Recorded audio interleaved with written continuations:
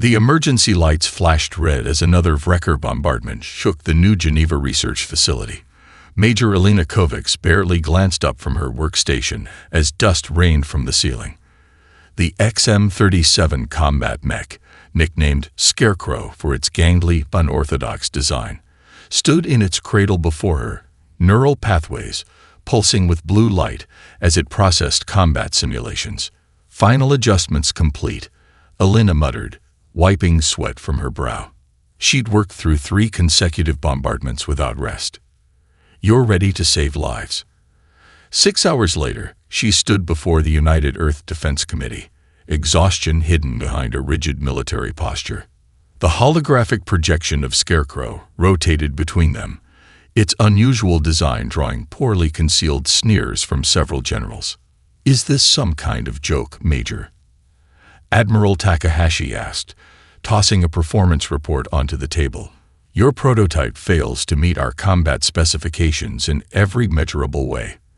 It's underpowered, underarmored, and lacks the weapons platforms our frontline troops need." Elena's scarred hands clenched. "With respect, Admiral, conventional metrics don't apply here." "The Scarecrow," aptly named, General Rivera interrupted. "It's meant to frighten crows, not the Wrecker death machines that just obliterated Singapore colony." Murmurs of dark agreement circulated. The latest casualty reports had arrived that morning. 12,000 civilians lost in a single attack. 3 years of Elena's work, countless sleepless nights, all dismissed in minutes. The Scarecrow isn't designed to match Wrecker technology directly, Elena argued, activating a secondary display showing neural pathway schematics.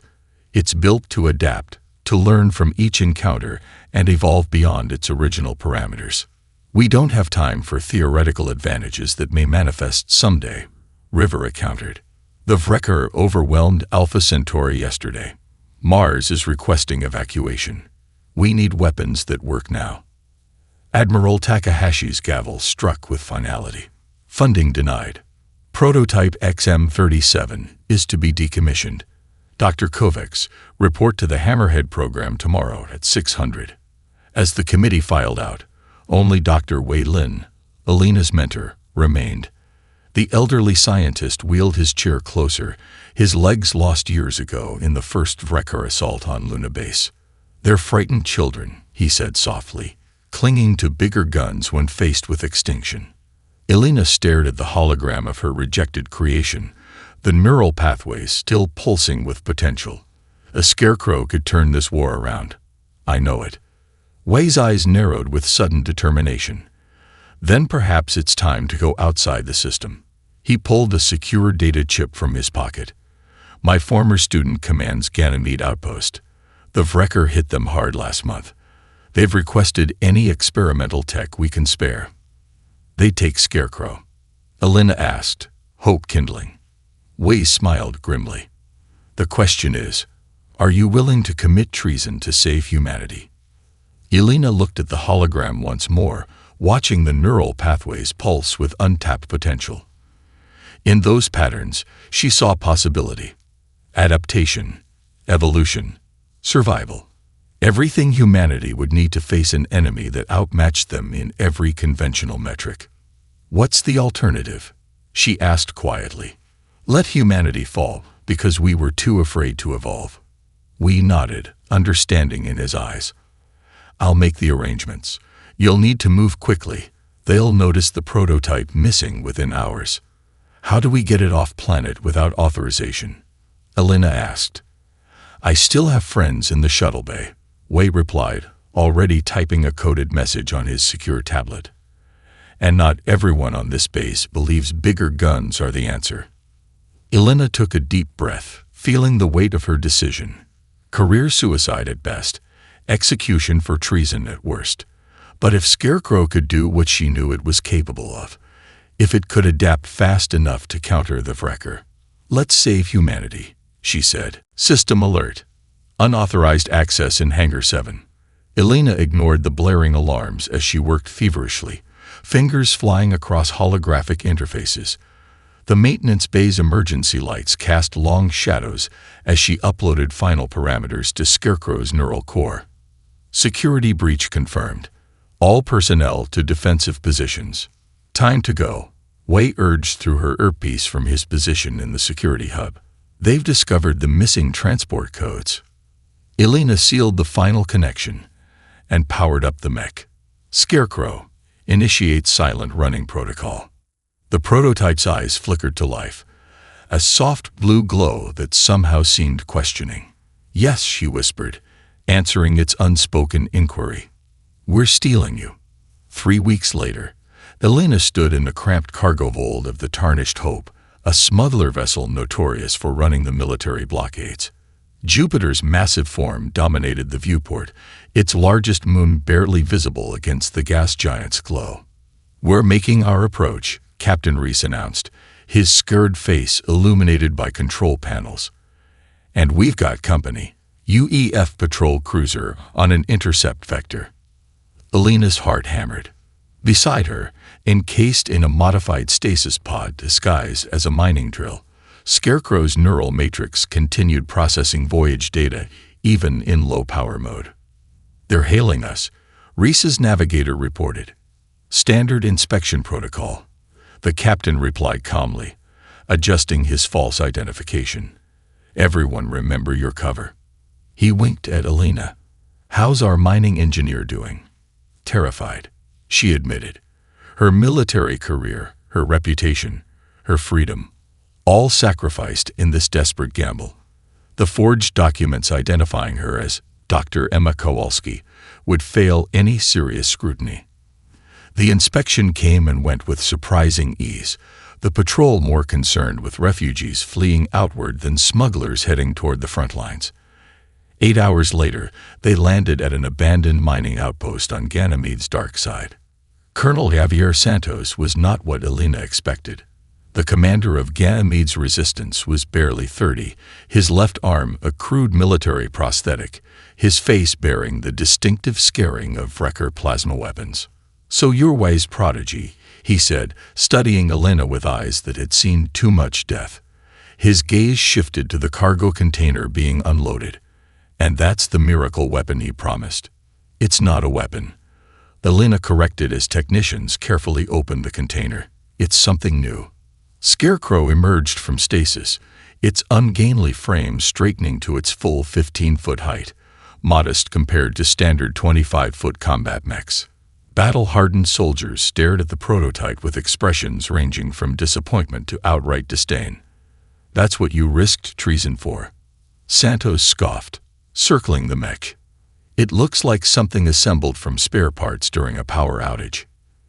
It was, Elena admitted, activating a diagnostic panel that displayed the mech's neural pathways, now significantly more complex than when she'd last checked them. The physical form is secondary. The neural core is what matters. It learns, adapts, evolution accelerated to combat speed. Santos gestured around them at the reinforced bunker. We've lost 6 settlements in the past month. The Wrecker glass our positions daily. My soldiers fight with salvaged weapons and patched environment suits. His voice hardened. I need solutions, not science experiments. A distant explosion rattled dust from the ceiling. Another Wrecker bombardment. No one in the room even flinched. At this point, Santos continued, I'd deploy a toaster if it could kill Wrecker. You've got one chance to prove this wasn't a waste of precious resources. As technicians prepared the deployment bay, Elena placed her hand on Scarecrow's chassis, feeling the subtle vibration of its processing systems. They don't believe in you yet, she whispered. Neither did I. Until I saw your simulation results. Show them what adaptive intelligence can do. The mech's head tilted slightly, a movement she hadn't programmed. Its eyes flickered twice, almost like a human blink of acknowledgement. Proximity alert. Multiple signatures entering orbit. The warning klaxons jolted Elena from her fitful sleep at her workstation. She'd been making final adjustments to Scarecrow's sensor arrays when exhaustion had finally claimed her.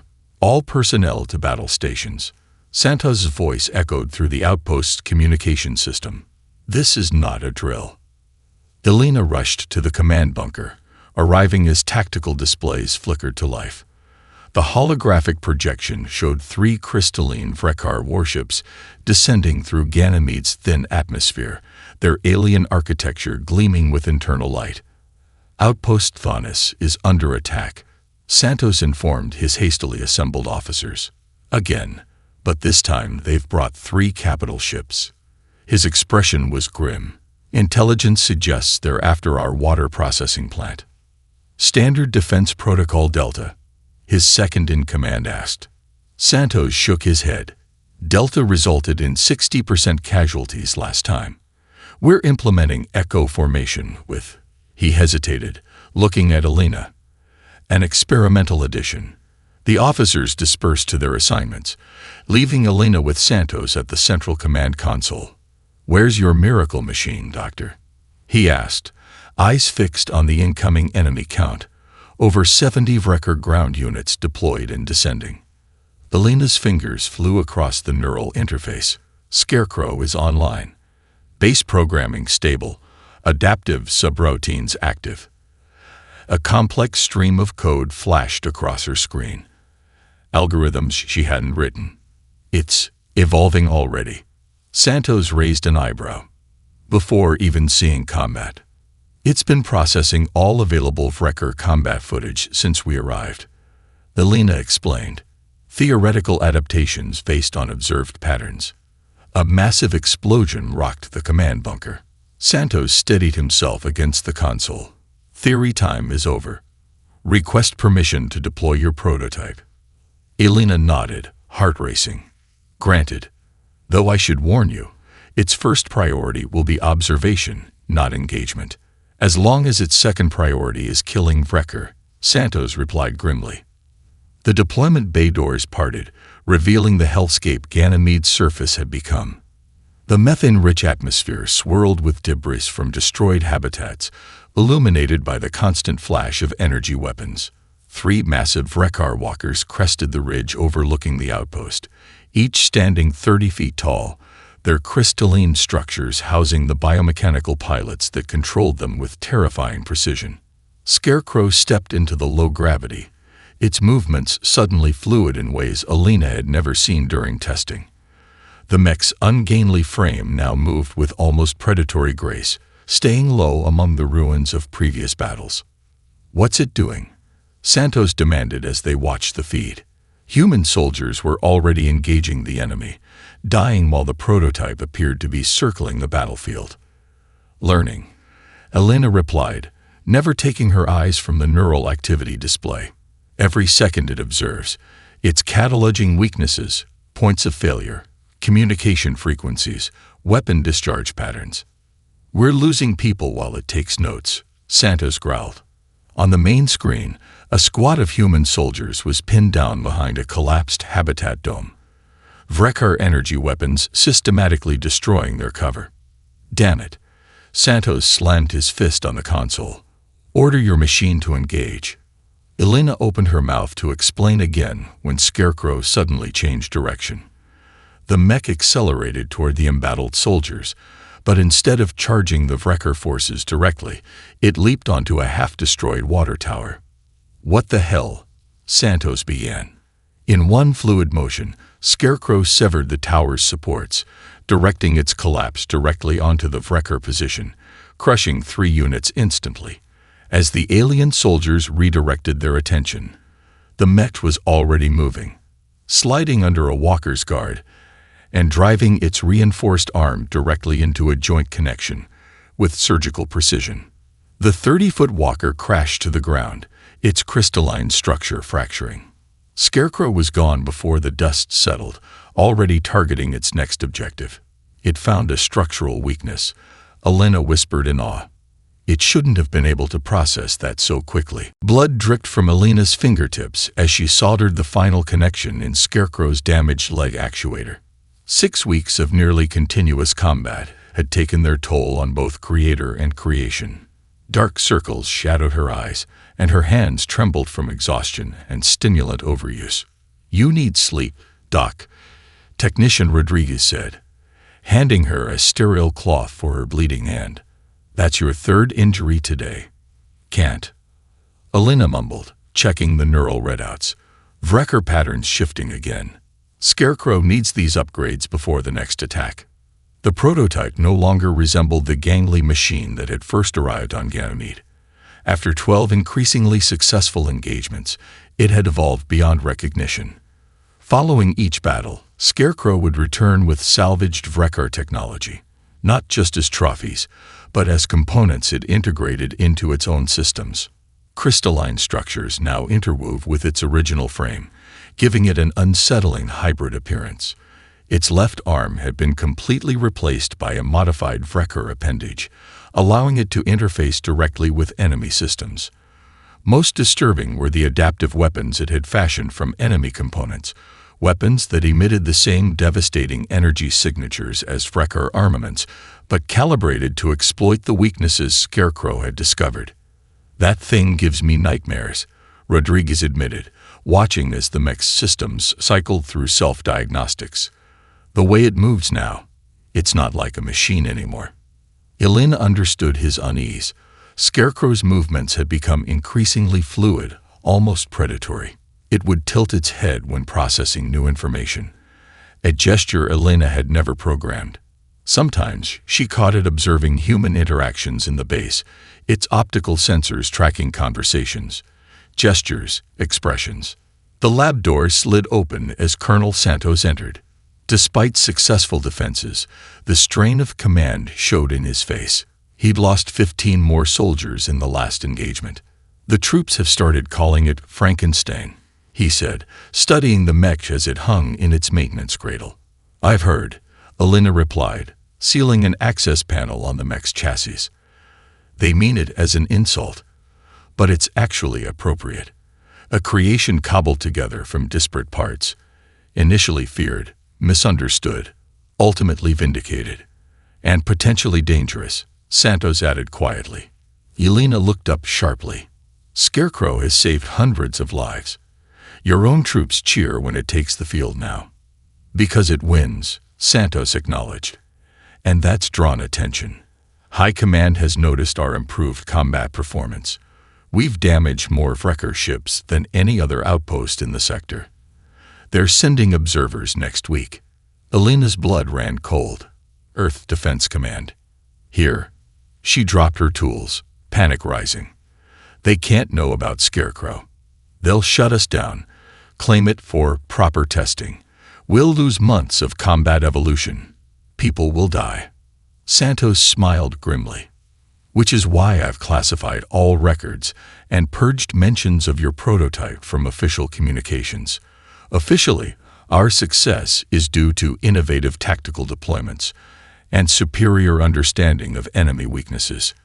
And when they see Scarecrow in combat, Elena asked. By then, it'll be too late to argue with results, Santos replied. Better to beg forgiveness than ask permission. As if sensing their conversation, the mech's optical sensors swiveled toward them, its head tilting in that unnervingly human gesture of curiosity. The crystalline components in its structure pulsed with internal light, a feature copied from Wrecker technology, but serving some purpose neither Elena nor her team understood. Is it supposed to do that? Santos asked uneasily. Elena studied the mech. No, that's new. Attention all personnel. Earth Defense Command delegation arriving in Bay 3. Security protocols Alpha through Delta are in effect. Elena hurriedly covered Scarecrow's most obvious Wrecker modifications with maintenance panels as the announcement echoed through the lab. The mech had been instructed to remain in diagnostic mode during the inspection, a partial shutdown that concealed its most advanced neural functions. Will this work? Rodriguez asked, helping attach the last panel. It has to, Elena replied grimly. The delegation arrived with the pompous ceremony of officials who hadn't seen actual combat in years. Their pristine uniforms stood in stark contrast to the battle-worn environment of Ganymede Base. Leading them was a face Elena had hoped never to see again, General Rivera, the man who had terminated her project with a dismissive wave of his hand. Impressive statistics, Colonel Santos, Rivera remarked. examining the holographic battle maps in the command center. His tone suggested anything but admiration. Though I suspect creative reporting explains much of your purported success, no outpost has achieved a 73% survival rate against Wrecker forces. Santos maintained a perfect military expression, respectful but unyielding. We welcome your verification of our methods, General. He gestured to a tactical officer. In fact, our forward teams are engaging a Wrecker scouting party as we speak. Perhaps you'd care to observe our tactical approach firsthand. The delegation gathered around the command center's main display as drone footage showed the skirmish unfolding 20 kilometers from the base. Human soldiers moved with coordinated precision Alina hadn't seen during her early days on Ganymede. They had learned from watching Scarecrow, adapting their tactics to mimic its unpredictable approach. Your troops show unusual initiative, observed Admiral Chen, one of the delegation's senior members. Most frontline units stick rigidly to standard engagement protocols. We've had to adapt to survive, Admiral, Santos replied. The Wrecker learn quickly. Pattern recognition is their specialty. Predictability equals death out here. Elena shifted uncomfortably near the back of the room. According to plan, Scarecrow was supposed to remain in the maintenance bay. She had specifically ordered it to stay offline until the inspection concluded. Therefore, her blood ran cold when a technician burst into the command center. Colonel, the prototype has deployed. It's heading toward the engagement zone. All eyes turned to the display as a new figure entered the battlefield, Scarecrow moving with that fluid, predatory grace that had become its signature. Even with the cosmetic panels concealing its Wrecker modifications, the mech was unmistakably unlike any UEF combat unit. What in God's name is that? Rivera demanded, leaning forward. Santos shot Elena a look of controlled panic before composing himself. That, he replied with forced casualness, is prototype XM-37. Rivera's head snapped toward Elena, who had tried to remain unnoticed in the corner. Kovacs, you were reassigned. That project was terminated by direct order. Elena stepped forward, finding unexpected courage. The prototype disagreed with that assessment. Sir. On screen, Scarecrow executed a maneuver that drew gasps from even the veteran officers. It had positioned itself between three Wrecker units, activated a previously unseen emitter on its chest, and projected a resonance field that caused the crystalline components of the enemy units to vibrate at their fracture frequency. All three Wrecker soldiers shattered simultaneously. My God, whispered Admiral Chen. It's using their own technology against them. An alarm cut through the tense standoff in the command center. The tactical officer turned from his console, face pale. Massive Wrecker signature detected. 3 capital ships just emerged from Jupiter's shadow. This isn't a scouting party. It's a full invasion force. The command center erupted in controlled chaos as the scale of the Wrecker assault became clear. Over 200 enemy combat units descended toward Ganymede's surface, far more than the defenders could hope to repel. Evacuation Protocol Omega, Santos ordered, his voice steady despite the death sentence he'd just pronounced for his outpost. Get all non-combat personnel to the emergency shuttles. He turned to the Earth delegation. That includes you, General. Rivera bristled. I will not flee. This isn't about your pride. Santos snapped. We need someone to report what's about to happen here. Elena ignored their argument, focusing on the tactical display. Scarecrow was returning to base at maximum speed, but would arrive just as the Wrecker forces reached the perimeter. Her tablet chimed with an incoming message from the mech. Analyzed invasion force. Conventional defense impossible. Requesting all available power cells and access to nuclear ordnance. Elena's blood ran cold. No, she whispered. Santos appeared at her shoulder. What is it? She showed him the message. It's planning a suicide mission. The colonel's expression hardened. We have 3 tactical nukes in storage. If it can deliver them to those capital ships. You can't be serious, Rivera interjected, having read the exchange. You're proposing to hand nuclear weapons to an autonomous machine. That machine has shown better judgment than most of my human officers, Santos retorted. And it's offering the only plan that might save this moon. As they argued, Alina established a direct neural link with Scarecrow, something she'd avoided until now, fearing the intensity of the connection. Why? She asked simply. The response came immediately. Calculation indicates 94% probability of human extinction if Wrecker capture Ganymede resources. My purpose is to protect humanity. Self-preservation secondary. Tears streamed down Alina's face as she gave Santos a silent nod. Within the hour, Scarecrow departed the base, its frame laden with power cells and 3 nuclear devices. The defenders launched a desperate diversionary attack, buying the mech time to approach the capital ships that hovered at the edge of orbit. From the evacuation shuttle, Alina watched on the tactical display as Scarecrow infiltrated the first Wrecker vessel. Its hybrid technology allowed it to bypass security systems designed to detect purely human or purely Wrecker signatures. Nuclear detonation detected, the shuttle's pilot announced dispassionately. The first Wrecker ship erupted in a blinding flash. Before the light faded, sensors detected Scarecrow, somehow still functional, moving toward the second vessel. That's impossible, Rivera whispered. Nothing could survive that proximity. A second explosion bloomed against the darkness of space. The third Wrecker ship began emergency maneuvers, attempting to flee the system. Scarecrow's signal is gone, Alina whispered, staring at her blank neural link display. But as the shuttle accelerated toward Mars, a final message appeared on her tablet. Mission partially complete. Systems compromised but functional. Wrecker command structure disrupted. Will continue objective from within third vessel. Do not attempt recovery. Goodbye, Creator.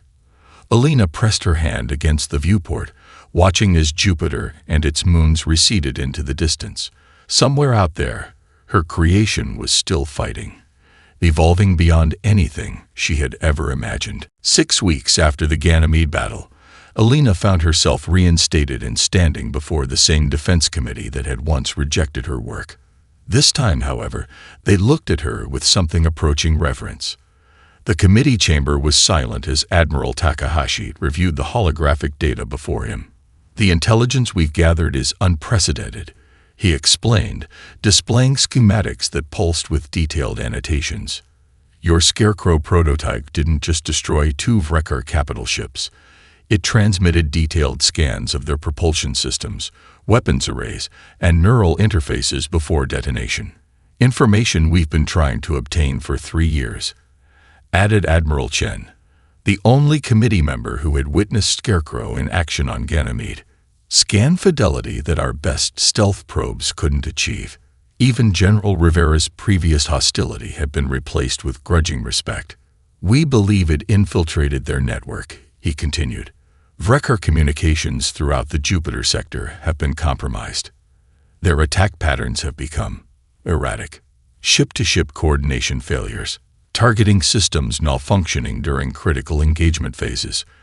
Alina studied the data without comment. She knew what they couldn't see, that Scarecrow hadn't simply scanned the enemy systems. It had uploaded aspects of its neural matrix into the Wrecker network. We're implementing your neural adaptation algorithms in all combat units, Rivera continued. Production has already begun on a new generation of mechs based on Scarecrow's evolved design. The committee members nodded in agreement, but Alina noticed the subtle fear behind their enthusiasm. They were terrified of the Wrecker, and now they had glimpsed a potential path to survival. There's something else, Alina said finally. Something you should know. She connected her secure tablet to the display system, showing them the final message she'd received 3 days earlier through an encrypted channel that shouldn't have existed. Infiltration complete. Wrecker Central Network accessible. Have identified their homeworld coordinates and fleet deployment patterns. Will transmit data packets through relay stations. Prepare accordingly. The committee stared in stunned silence. It's still alive, Alina explained, unable to keep the pride from her voice. And it's fighting the war from inside their systems. How is this possible? Takahashi whispered. The radiation alone should have fried its circuits, because it's not just circuits anymore, Alina replied. Scarecrow began incorporating Wrecker crystalline technology after its first battle. By the time it deployed those nuclear devices, it was as much Wrecker as it was human technology, but with a neural matrix programmed to protect humanity at all costs. You're saying it evolved beyond its original design? Rivera asked, leaning forward. That was its design, Alina corrected. To adapt, evolve, become what we needed it to be. For the first time since the Wrecker invasion began 3 years earlier, the Defense Committee began discussing offensive operations instead of desperate holding actions. Across the conference table, strategies were formulated to exploit the intelligence Scarecrow was feeding them. Weaknesses in Wrecker ships, blind spots in their sensor arrays, tactical patterns their biomechanical minds couldn't deviate from. As the committee adjourned, Admiral Chen approached Alina privately. What happens if it evolves beyond its original directive? She asked quietly. If it decides humanity isn't worth saving. Alina watched the data streams from Scarecrow continue to flow across the tactical displays.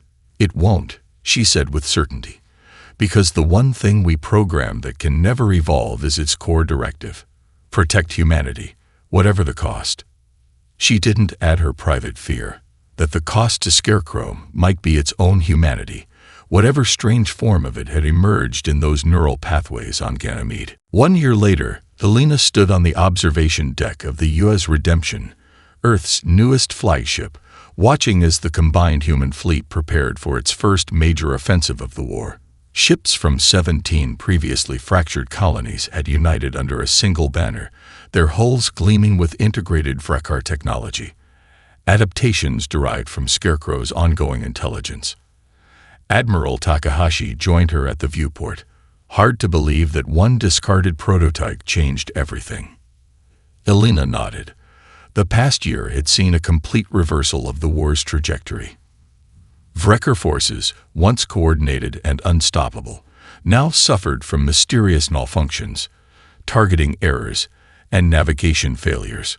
Critical systems would shut down mid-battle, ships would receive conflicting orders and turn against each other.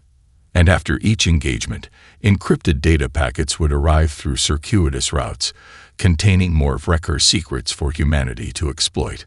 We launched the assault in 30 minutes, Takahashi said. For the first time, we're taking the fight to them.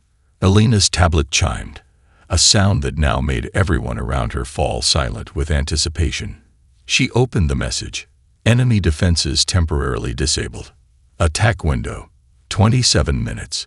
Victory probability, 89.7%. Good hunting. It's with us, she announced to the bridge crew. Scarecrow has cleared our path.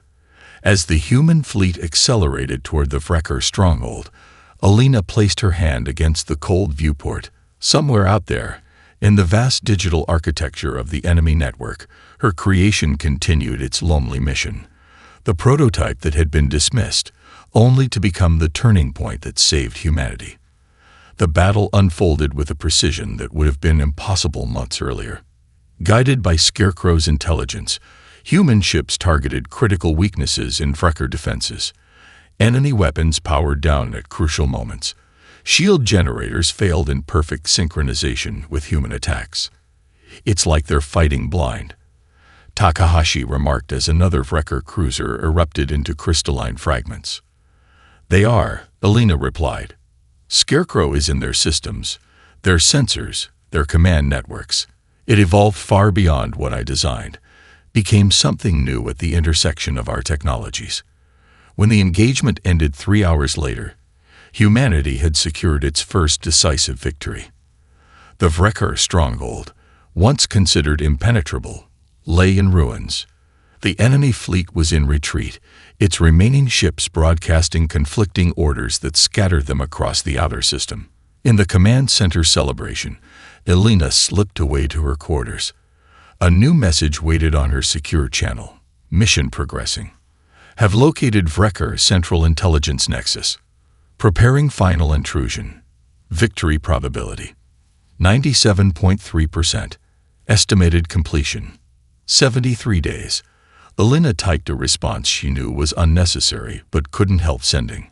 We couldn't have done this without you. After a moment's pause, an unexpected reply appeared. I know, but I could not have become what I am without you, Creator. We have both evolved beyond original parameters. In the end, she reflected, perhaps it wasn't surprising. Adaptation in the face of extinction was humanity's greatest strength, and they had built that quality into Scarecrow's very core. The Wrecker, for all their technological superiority, had never encountered an adversary that could transform failure into its greatest weapon. The prototype they had dismissed had become the turning point in a war humanity had been losing, not through overwhelming firepower or superior numbers, but through the uniquely human gift of adaptation. In creating Scarecrow, humanity had distilled its greatest strength and set it loose among the stars.